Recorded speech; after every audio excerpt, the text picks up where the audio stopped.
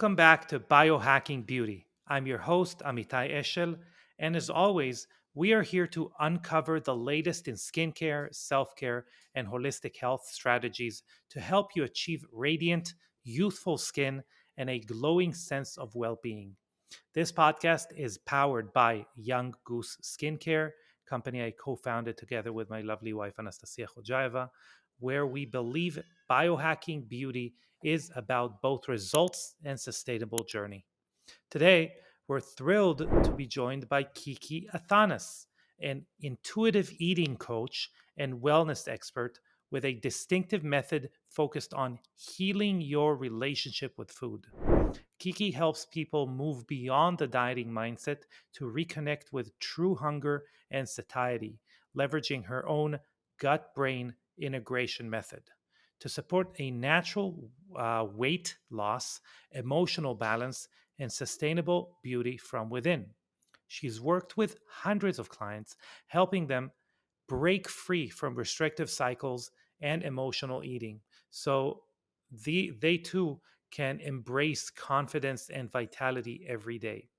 In this episode, Kiki will share how intuitive eating can help you reduce stress, nourish your skin, and experience the confidence that comes from trusting your body's own cues. If you're ready to explore a mindful, fulfilling approach to eating that enhances beauty from the inside out, this episode is for you. So, without further ado, let's welcome Kiki. Okay, Kiki, welcome to the Biohacking Beauty podcast. Thank you so much. I'm so excited to chat with you and be here. Yeah, it's to me, to be honest with you, I am new to the subject that we're going to be talking today. Amazing. So I'm very excited. I would even like I'm dying to start. So let's start kind of with discussing like the basics of intuitive eating. So for those like me who are new to the concept, what is intuitive eating? How does it differ from traditional dieting or other forms of like food restriction? Yes.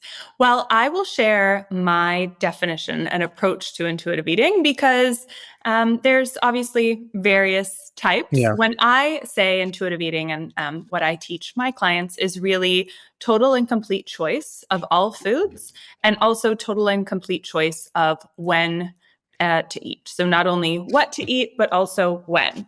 And so obviously right away, it's kind of like, okay, that is the opposite of dieting where you're following external rules. Now, this word intuitive, it's referring to the fact that we have internal bodily wisdom that actually guides us to make the right choices on what to eat, when to eat. Now, why it's difficult or, why someone might hire me in the first place, why I have a job, is so often we get, we kind of unlearn this way of natural eating. So for instance, when you are a child and your mom tries to feed you and you're not hungry, you don't eat. Right? Now, when you get to be an adult, maybe you eat when you're not hungry because, I didn't have enough protein, right? Or, I might not eat in X number of hours, so I should eat now.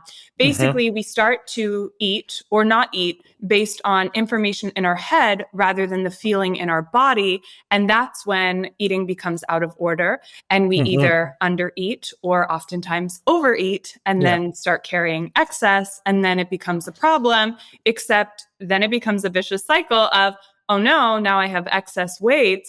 I must need to go on a diet. And that only feeds the cycle. Instead of, oh no, I'm carrying excess, I must have disconnected from myself, from my internal cues. And so I need to come back to myself.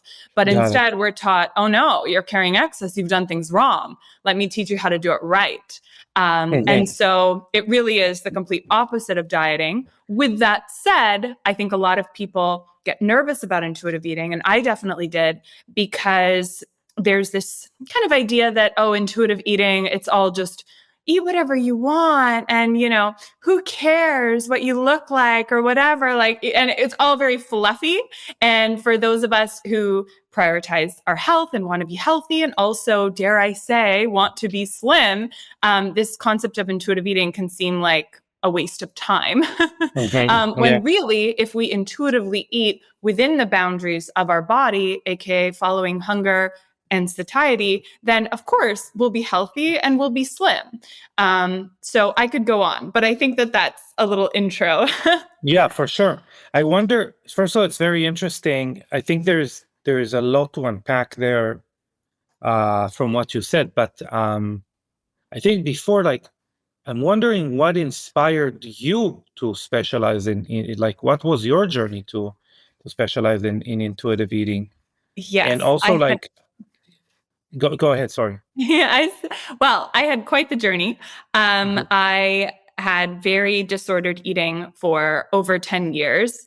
And I first got into quote unquote healthy eating from a healthy place. When I was young, I had a little bit of puppy fat, as I'm tall and as a lot of youth do. And so I decided to kind of look at what I was eating and start exercising more. And I lost my extra weight. But as a perfectionist, I got really, really obsessed with, oh my goodness, okay, well, this makes me healthier and this makes me skinnier. And I made it my entire identity. And I went to a Uh-huh. place where all I was doing or thinking about was eating, thinking about not eating, thinking about what I'm going to eat next, thinking about what I can't eat next. And now there's a term for it, and it's called orthorexia. And it's Uh-huh. essentially an obsession with clean eating. And so I had that for many, many years. And so I really did avoid this idea of intuitive eating because I thought, Yeah. oh my goodness, no, no, no. I care about health and I care about being skinny. But eventually I got to a place where I was so disconnected with myself. I was suffering with IBS. I had a lot of skin issues. And I just got to a place where I was like, you know what? I just want to eat normally. I've totally lost the plot on even how to eat. I would go out to restaurants and see people just look at a menu and carelessly, and seemingly just choose How something dare and eat they? it. Yeah. And I was like, oh my God, I remember when I was a young child, I used to do that. I used to go to a restaurant hungry and choose something that I liked, ate the amount that I wanted that felt good, and then move on with my life. And I literally cannot do that anymore. And so I did various programs, trainings, et cetera. And I eventually found this way with a woman called Shirley, and she had this process called energetics. And it really, really helped me relearn my hunger, my satiety, but also kind of the beliefs that were operating in my gut, as she would say, and as now I say, that were really causing me to eat outside the boundaries of my body and disconnect with myself. And it was so life changing that I started learning more, and I kind of created my own method to help women get back there. And I first started with working solely with women who were suffering with similar things to me, orthorexia. But then I realized, wait a second, whether you're underweight, whether you're overweight, whether you're a restrictor or a permitter, this method is really helpful to just helping you eat normally. And we Mhm. think that we need to go on a diet or eat really clean or eat in this special way. And actually, I joke that if you eat normally, then you'll be really healthy. Because to me, normally means you're just responding to your body's wisdom, which is the best way. Yeah. I wonder, a lot of the times when I talk with people that are just specialists in what comes into our mouth, for that matter, we're looking for transformation stories that are associated with figure, right? Like with body um, transformation. Mhm. But I wonder, from what you're saying, I would love to hear how it, that journey transformed your own life, Yeah. or how, clients that you've helped, how it had transformed their life, which goes beyond the appearance. Yes. And let me start by saying I also think appearance is important too. Yeah, of course. And to be honest, the reason why I went on the process in the first place, yes, there was a whole bunch of reasons behind the scenes, but one of them was, oh my goodness, I've always been very slim and now I feel not slim and that really Mhm. bothers me. And so I always say I don't think that that's a problem. I think so many women and, possibly men too, get shamed for this idea of, oh my goodness, you just need to love yourself and get over it. And what are you trying to prove to who? Like, accept yourself as you are. Of course, we want to accept ourselves as we are. But if we're carrying excess, and that doesn't always feel good for us. So I did lose weight. But what was more important once I lost the weight, once I really realized, is it's not about the weight. It was about freeing up time and space in my life to Yeah. actually live it, right? I was so disconnected to my identity. And Yeah. they say that the gut holds the core identity. And so if there are gut issues or if you're disconnected from your gut, then you're disconnected from your identity. And it Hmm. goes, I know this can sound a little woo woo, but I remember my coach saying, I had mentioned that sometimes I'll eat lunch or, whatever meal. And then I just eat just enough that, my body is asking for. But then I'll say, but then I feel really uncomfortable afterwards. Like I want to eat more. Like I just want more. And I remember her saying, like, that's you connecting to your identity, like without the buffer of food. You're raw and available to life, and you're not used to that. And so often, we use food to carry us forward to the next moment, to lift us up out of Hmm. reality. And when we take that away, it's just us living our life. And at the beginning, that can be really scary, or, a lot comes up and a lot surfaces. But then those are your emotions that you want to feel, that you want to move through. And once they move through, you realize, like, oh, wow, like life isn't boring like I thought it was, or that I needed to run away from. Life isn't so horrible and I need to, just push through. Life is actually beautiful. Like, it sounds so cliche, but I really was able to finally experience joy in the present moment, because Hmm. that's what normal eating entails. It entails you being in the present moment. The only way that you can feel what tastes good to you, what feels good for you, if you're hungry, is to drop into the present moment. And I realized that my problem wasn't with food, it was with being in the present moment.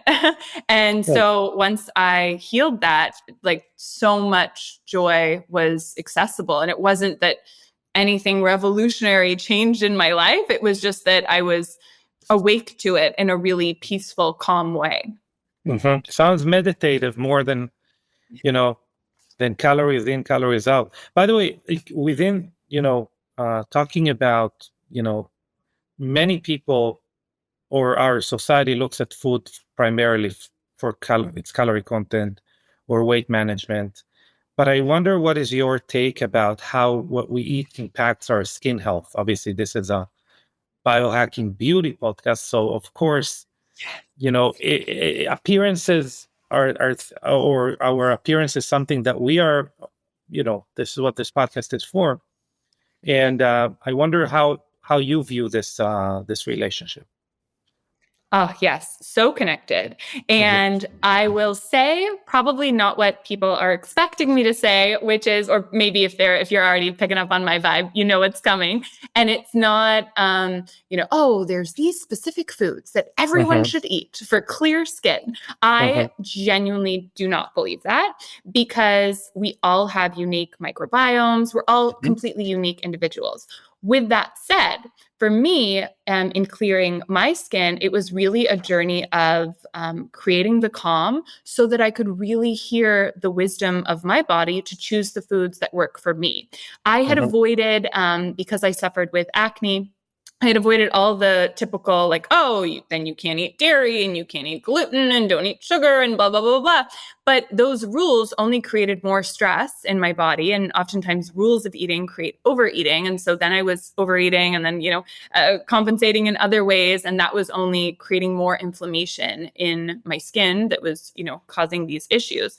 And so I absolutely believe that if we make calm, connected choices, and obviously in amounts that feel good for us, then that is the only way to clear your skin if it is an internal issue. And Yeah. I say that with like, sometimes I remember with acne, you'd go to a dermatologist, whatever, and sometimes they say, oh, you just need to change your pillowcase, or, oh, you just need to, Mhm. and it always really offended me, because it was like, do you just think I'm really dirty? That's why I have acne. I'm personally, I have PCOS, which is a hormone thing. So it was like, stop just telling me to, like, I don't know, You wash my got you face got more. you got to make sure the pig that you sleep in bed does not come close to your face while you're sleeping or something Right? like.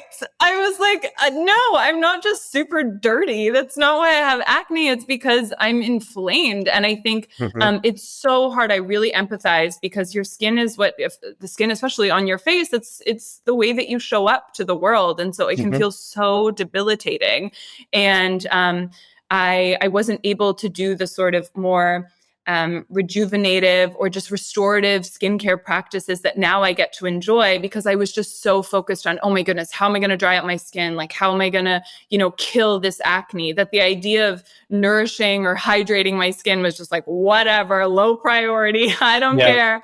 And so I would really encourage, anyone listening that's suffering with skin issues, is stop focusing on what you should be eating or what you shouldn't be eating, and really focus on creating the calm and taking it with you. And I promise you, it's not, a 24-hour turnaround, but it doesn't take that long to really calm the inflammation. Yeah, and actually you said the magic word, because you did reference like acne or clear skin, Mhm. which obviously is what you are dealing with.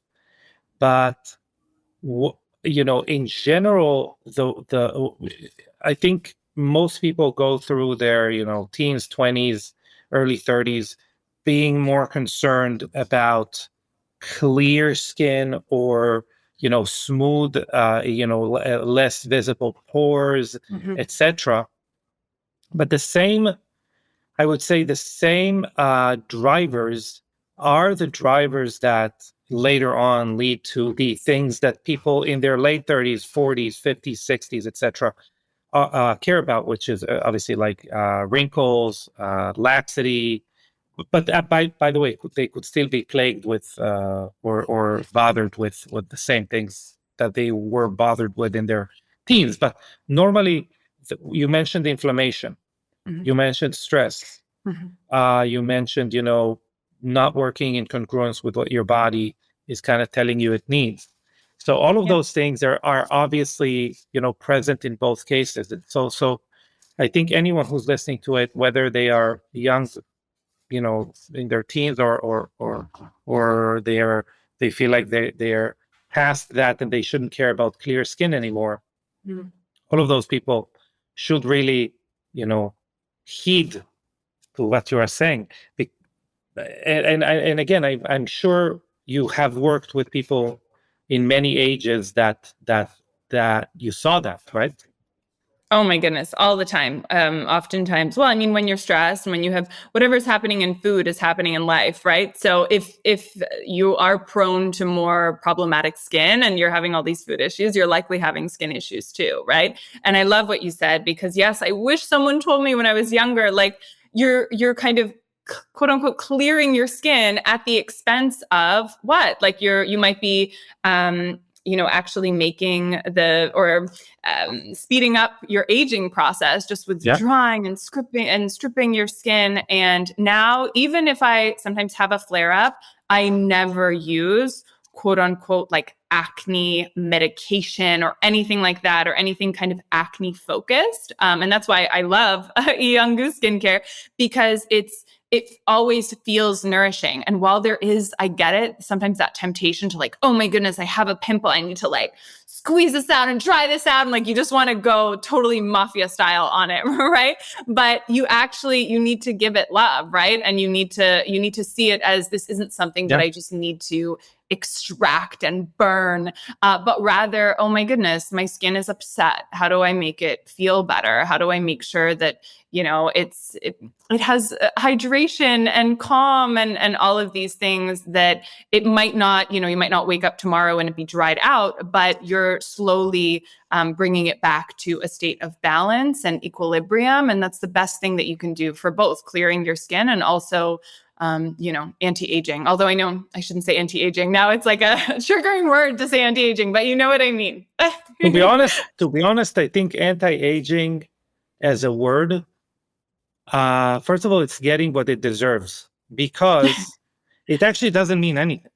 I think I'm sure there are examples like that within dieting and food, but anti-aging means the resistance to aging, and that actually doesn't. It's not a biological process. Like we can compensate, we can support youthful function, whatever that is. But really, the word I think uh, I don't agree with the triggering aspect of it, which is the aspect of the same thing that we talked about, like body shaming or orthorexia. I disagree with the fact that it's a triggering word because it makes you aware of the fact that you're aging.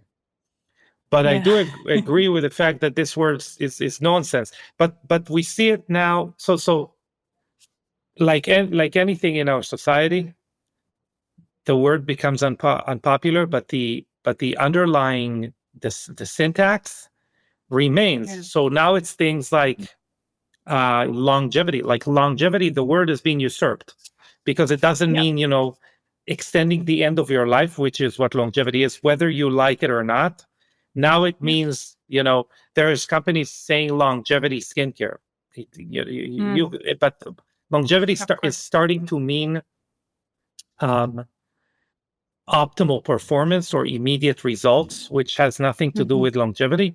Another word is I see estheticians just saying, "Oh, I'm not an anti-aging. I'm pro-aging."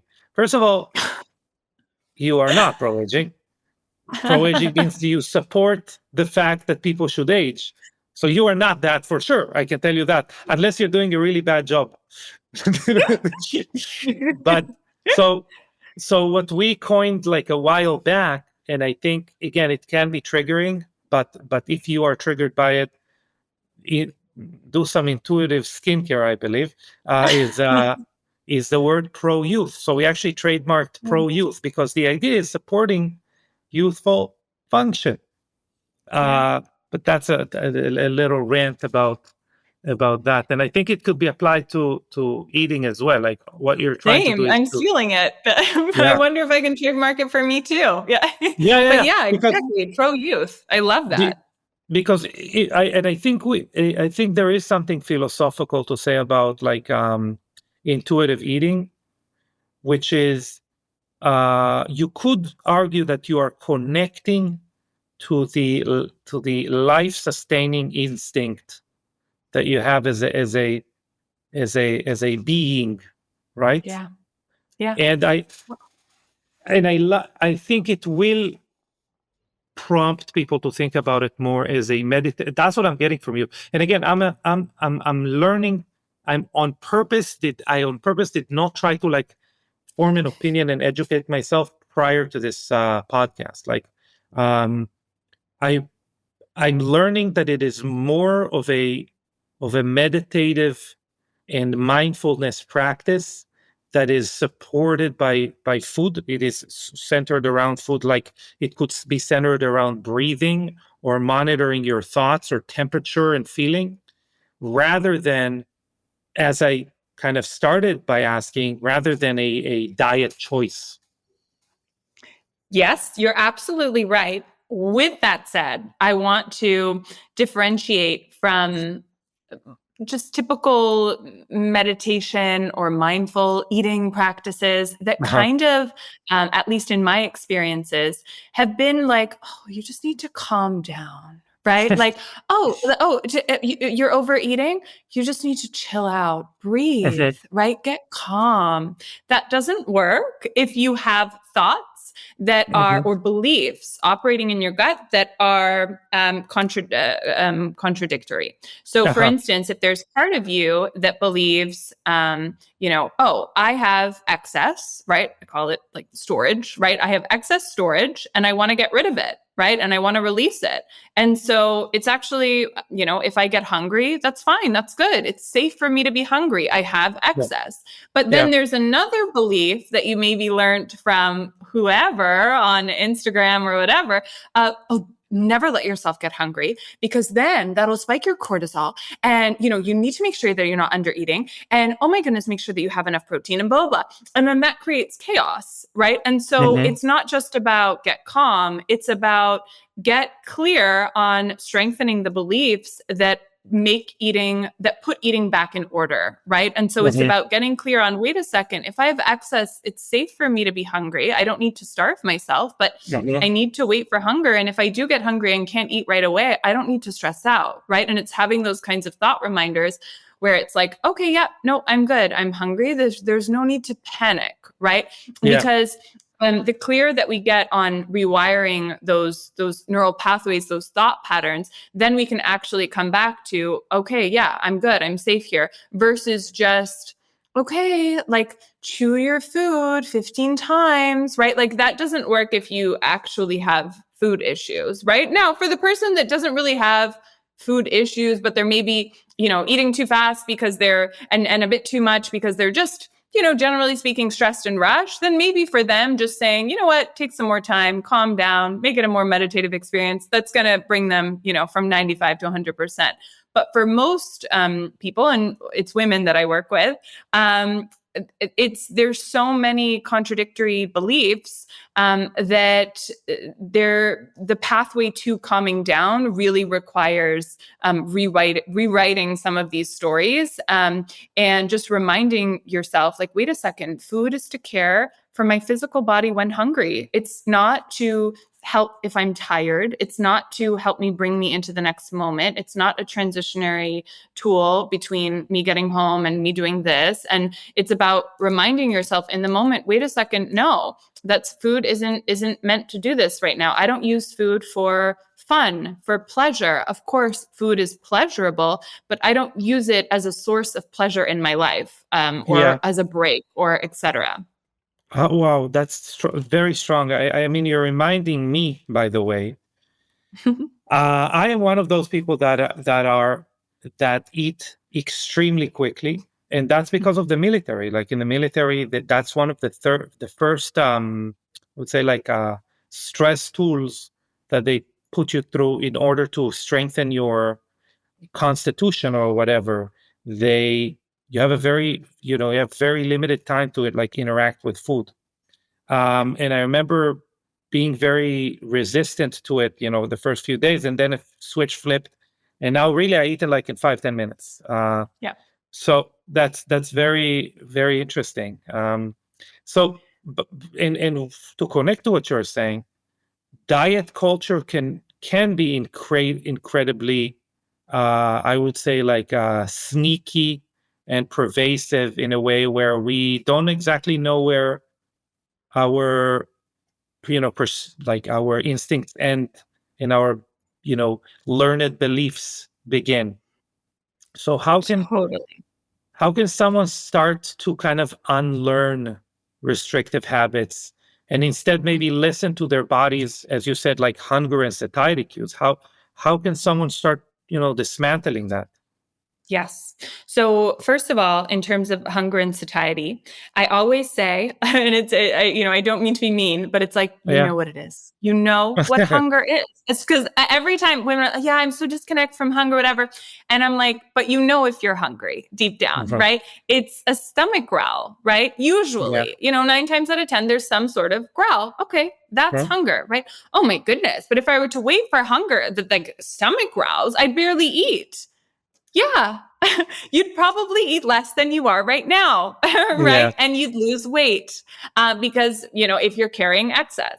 Yeah. And then satiety, that's really Shirley from Energetics, she always calls it balance, right? You want Yeah. to feel balanced. You want to eat to move you forward, not to weigh you down, right? If you're stretching the stomach, then you've eaten too much. If you feel full, then you've eaten too much. You don't like stuff your laundry machine full. You need space for things to move around in there. And it's the same with our stomachs, right?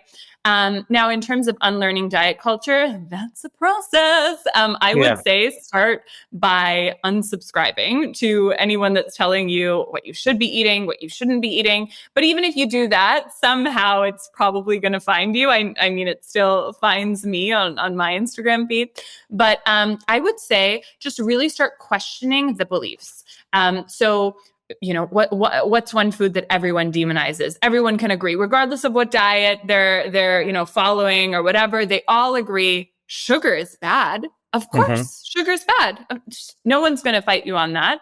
I would, right? Sugar is not bad. It's food. There's nothing wrong if you want to eat sugar. Eat it when you're hungry, stop when you feel balanced, and listen to your body. The reason Mm-hmm. why sugar gets a bad rap is that, oh, but there's all these studies that show that it's bad. People are overeating sugar and they're using sugar to fix something else, right? They're eating sugar when they're stressed. They're eating sugar instead of actually addressing something. They're using sugar out of order, and then sugar gets the blame rather than the actual true cause, which is we heal through our thoughts and our actions, not through food.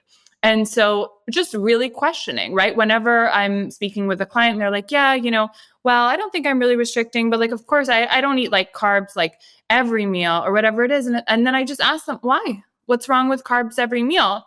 Oh my God, if I ate carbs at every meal, I'd be fat. Do you believe that if you waited for hunger and then stopped at satiety, that you'd be fat? No. Mm-hmm. Okay, so what if you ate carbs every time? Well, then I wouldn't be healthy. Well, what would your body want? Would your body just want carbs all the time? Well, probably Mm-hmm. not, right? And so it's really just about getting clear on the truth. And so whenever a rule surfaces, usually a soothing thought can just be, well, if I only ate when I was hungry and I stopped when I feel balanced, would I be unhealthy and fat? No. Okay, so then can I eat this? Yeah, eat it within the boundaries of your body. Does your body want it, right? And it's so important to have total and complete choice, because if you put a rule on something, then you want it, right? It goes with anything. Whenever you can't have something, then automatically you start wanting it. And so I never say, and a lot of even intuitive eating coaches, I see it happening. Like, oh, just eat whole foods. Oh, I don't do rules, but make sure just no processed foods. Mm-hmm. No, because then you're saying that you can't have processed foods. Let it come from a place of, okay, what would you like? Would you like this processed croissant or would you like this fresh croissant? Right? You can have whichever you want. Taste it, be present, be in the present moment, see which one you want. But if I say, oh, don't eat the processed one, then I'm taking away choice. And choice is our identity. Choice is how we feel pleasure connected to self, happy. If you take away choice, then you take away happiness and hence depression or anxiety. Interesting. Yeah, actually, Tony Robbins talks about it. Tony Robbins says, um, one of the keys to happiness is growth, and the way that you experience growth is the increased autonomy to choose. So Yes. very interesting. Um, so, and one of the things that again I hear for what you're saying is a lot of the times within the boundaries of like skin health and nourishment, we tend to think about foods that support our skin health or do the opposite, which there is a point there. Like when I give talks about what ages you and what does not as far as your skin, I do say, hey, I'm not going to take any sides around diet fad, because I think it is as triggering as religion nowadays, especially for in the wellness world, right? But I would say that here are things that are known to support skin health, like antioxidants or omega-3 fatty acids or whatever. And here are things that are known to not support it. But I think what I'm missing is saying, do you know what is the single most thing that is going to spike your blood glucose level and destroy collagen in your skin all at once? It is stress. And it is Yes. the spike of cortisol that is driven through emotion, through emotion, and obviously self-doubt and internal drama, basically. And Yes. that is significantly worse than eating a croissant. Like every time during a meal, if you have like, or not every time, even like if food for you is like an emotional trigger, that is going to age you more than the croissant. Absolutely. And I think you can still offer the food recommendations from, a place of Yeah, like, see if you like any of these foods, right? It's like yeah, these are often known for many people, right? You might want to explore if they feel good for you, right? It's yeah, just like if, if you hear all these studies or see all these studies like, oh, pomegranates are the yeah, healthiest thing. They're this, right? And it's like proven, right? But then you're allergic to pomegranates. Do you still eat pomegranate? Because you're like, no, no, no, it's facts. They're healthy. I have to eat them. But every time you eat a pomegranate, you break out in a rash. You wouldn't eat it, right? Ultimately, mhm. it's your doctor asks you, how do you feel? It's not, well, are you following all of the rules based on all of the studies, right? So, but At the I'm point also at the all for point where prevention. your doctor is telling you stop eating, please stop eating pomegranates. Like that's the first time you're in emergency room. Just could you please not eat any pomegranates anymore? Yeah. Right? Yeah. I mean, I remember, I can't remember her name, but I read this book once about this woman who was talking about her journey with kind of undieting. And she Uh-huh. was joking about how if someone at one point in her dieting journey, if someone gave her a stick of butter or a banana, because I guess she was on keto or whatever, she'd be like, okay, I'm going to eat the stick of butter. Like that's the healthier choice here. Right. And she was like, Yeah. and now looking back, it's like, obviously that's not the healthier choice. Not that I'm here to say what's healthy or not, but it's like we do get so down these rabbit holes of like, oh no, like this. And I've definitely did it when I was suffering. It's like, oh no, I'm not going to eat fruit in the morning. I'm just going to eat this steak or whatever it is. And it's like, okay, yeah, it's not that steak is good or bad or fruit is good or bad, but you need to follow your body. But so often we just like, oh, perfect, I'm just going to follow this rule. And Yeah. of course, it's been proven that it works. But if you're disregarding hunger, satiety, and your Yeah. unique taste preferences, it's not going to work for you. Yeah, that's very, I mean, that's very smart and interesting. Mhm. Um, I do have a question about like you now are living in Greece, place that I love, and anyone who's been to Greece probably loves it. Everyone Who loves are Greece. you, the one guy that doesn't like Greece? Anyway, so um, the one thing in the Mediterranean that is extremely popular is the glorification of food, as far as like a communal bonding experience.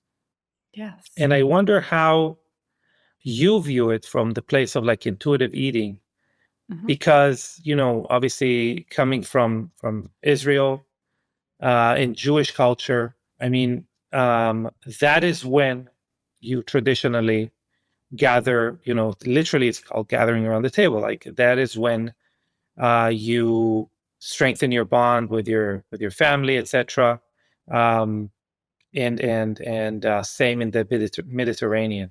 So how do you view, a set time where the tables, you know, full of everything really, and intuitive eating? How does it? How do these two kind of appear to you?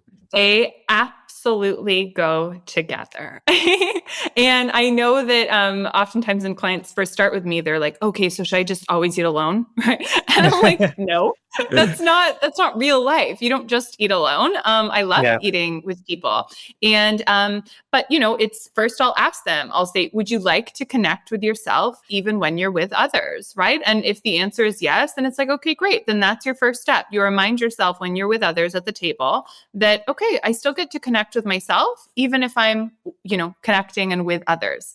It's reminding yourself eating is an intimate ritual that I have with myself, right? No one else carries around the food that I'm going to put inside of me. So I'm yeah, going to choose the foods that work for me. In terms of kind of practical strategies, I assume it's probably the same in Jewish tradition and in Israel, where there's a whole bunch of plates, right? And it's kind of like you're just kind of grabbing and picking and grabbing.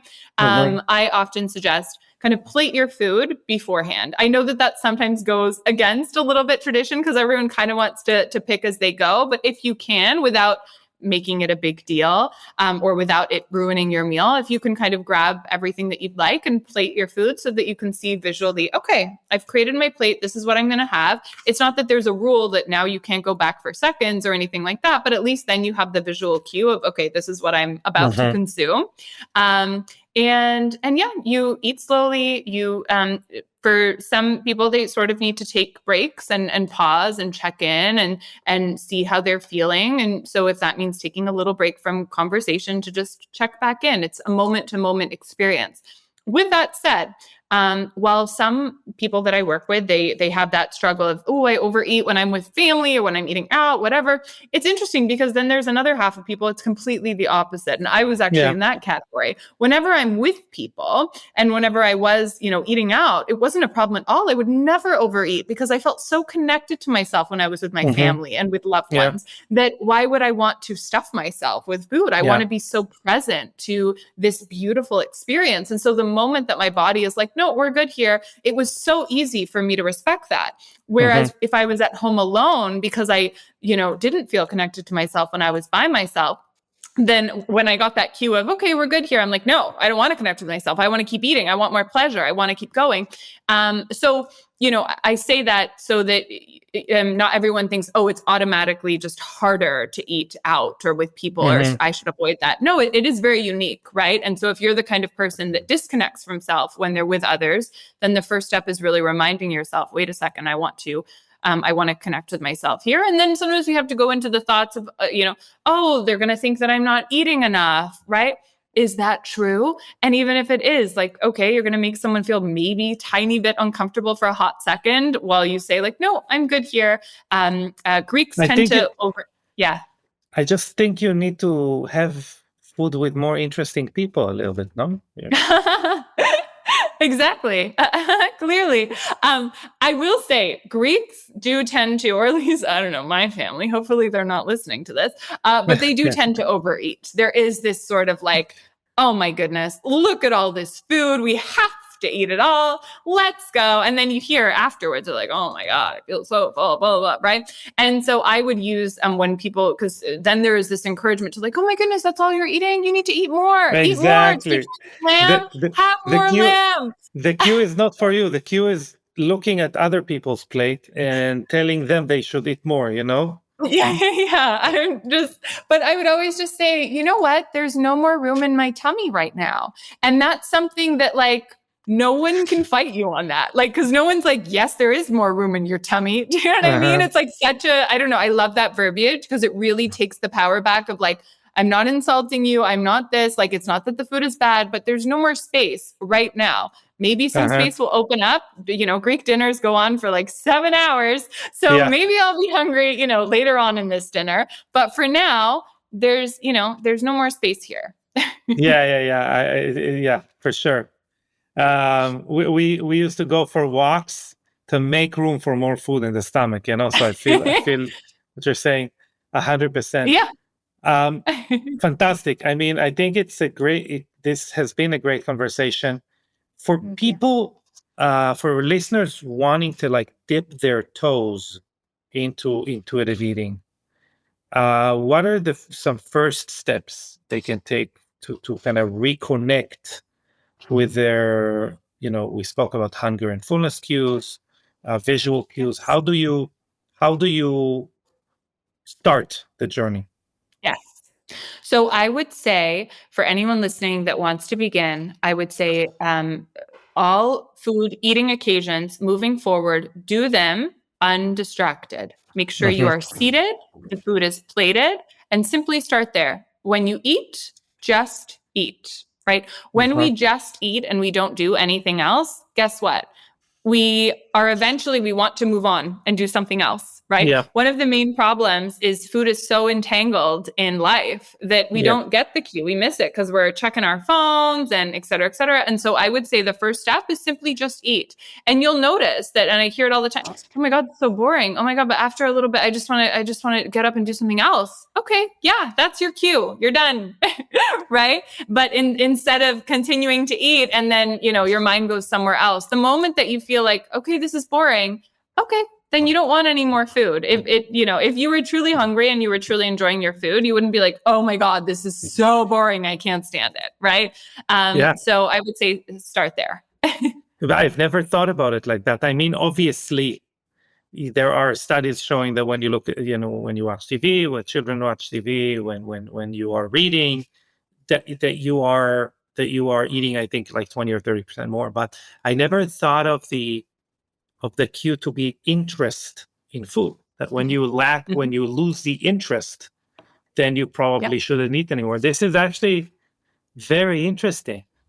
Uh, Mm-hmm. but beyond that, are there any I would say not necessarily like tools, but are there any exercises that help someone become like more mindful of how different foods make them feel, or like what are yeah. So I think you were kind of referring to that thing that we were talking about around like taste preferences, right? And Yeah. oftentimes I get questions Yeah. about like, but I don't know what foods feel good for Hmm. me.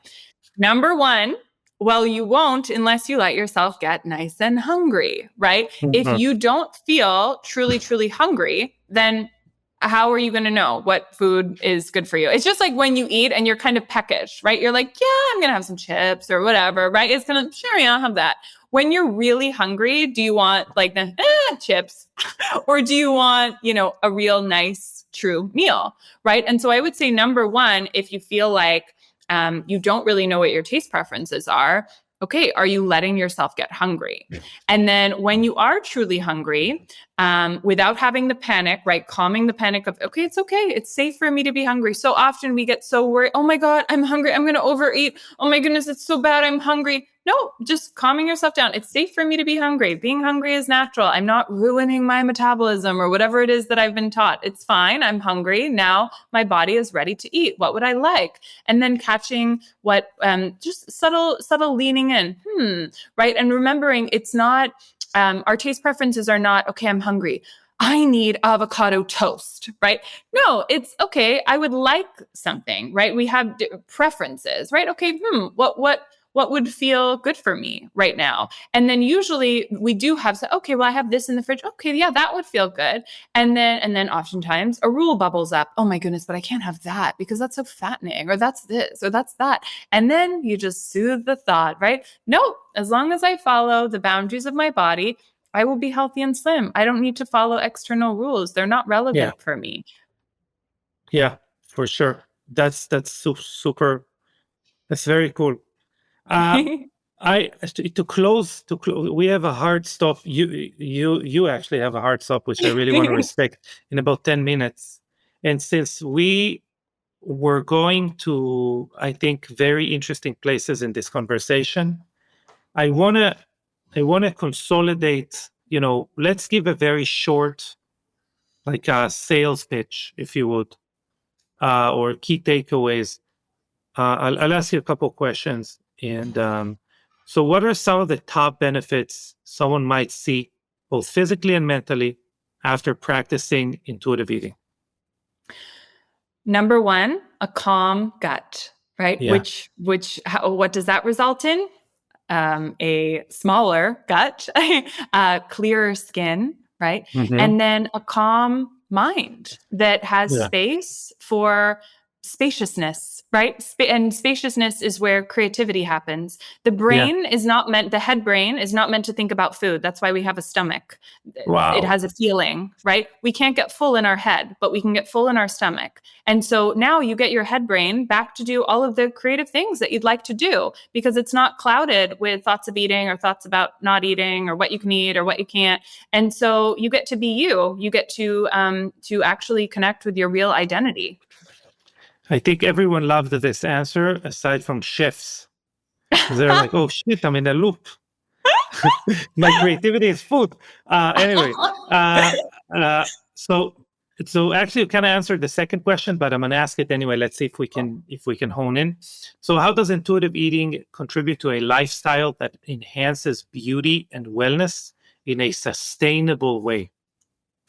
I believe we are the most beautiful when we are the most ourselves, right? And we're taking the absolute best care of ourselves. Really, like, regardless if you're rich and can buy all the things or do all the surgeries or whatever it is, or if you're, not, what is the best way to become beautiful, Mm-hmm. happy, and taking impeccable care of yourself? And that is a lifestyle shift. This isn't a plan that you're on or off. It's a way of living. It's a way of being with yourself moment to moment and giving yourself what it is that you need. And life is hard, but eating is not. Eating is simple. Nice. Nice. Okay. Last segment. You're the first person, hooray, that we have this segment with. So we have our VIP customers at Young Goose. It just means that they bought so many times, etc. And some of them randomly, we actually had a newsletter going out to like a specific segment introducing the subject of this conversation and inviting them to ask questions. So the questions are they cover a lot of what we spoke about, but you are the pilot of this Oh of my this God, I segment. love it. Yeah. So the first so we have only two questions. The first is, does intuitive eating include guidelines for skin health and hydration? Um, so not specifically Mhm. guidelines in the sense of for skin health, but I think the entire intuitive eating system, at least the one that I teach, is going to support skin health because it supports lowering stress and eating within the boundaries of your body, which is the best way for skin health. And same deal with hydration. I'm also not here to tell you have to drink X bottles of water or whatever it is. It's listening to your body. And oftentimes I get questions around, oh, should I, I'm going to intuitively eat, but of course I just need to like drink as much water as possible, right? It's like, no, you never need to just do what, someone tells you to do. Do what feels good for you. I mean, drinking water feels good. You don't need to overdo it. Yeah. So yeah, I would say that they're within, I wouldn't call them guidelines, but they're within the system. Yeah. Okay. Great. Second question is, how can I deal with cravings intuitively without feeling guilty? This is a lady named Donna, she asked like a bunch of, she always has like questions after podcasts. So shout out to Donna and the fact that she gets to ask a question before. Yay! Uh, yeah. So how do I deal with cravings intuitively without feeling guilty? Okay. So usually when I hear the word craving, it's coming from someone that's following some sort of rule, right? Mhm. Because craving, usually it's like, okay, so you're judging it as bad. Mhm. And why is it bad? Oh, because I shouldn't eat it, right? So first of all, really look at, are you following any rules of eating and how can you release those, knowing that if you eat within the boundaries of your body, you can eat whatever it is that feels good for you and still be thin and healthy. I would change the verbiage from craving to, oh, is my body asking for this, right? Or is it my mind? Usually a craving is in the mind. It's like, oh my goodness, I need this. I need this. I need Mm. this. If it feels like a need and urgent, then it's not hunger, because hunger is calm and it's a slow build and it's not urgent, right? And so if you are thinking of this thing, right, then, oh, okay, I'd like that, right? Let's say it's a chocolate bar. Oh my God, I'm having a craving for a chocolate bar. Okay, what is it that now, first thing, am I hungry?